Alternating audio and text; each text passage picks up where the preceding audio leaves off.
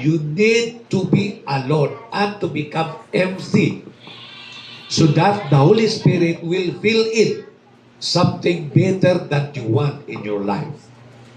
Pamanin gusto sa Holy Spirit. Ano nangandoy ta? Sa katapon, nangandoy ang kasing-kasing ko. Sige, pangandoy ang kantahan. Nangandoy ba sa mga materials? Wala. Nangandoy sa bagong pagtihog mo. Nangandoy ang kasing-kasing ko. Nangandoy nga pagapunon mo.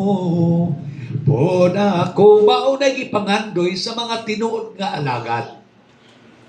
Mga butang langit nun, that we need to set our mind on the things above. Ato na nahimo dito sa itong mga kabatanunan sa Yuri sa itong Youth Convention.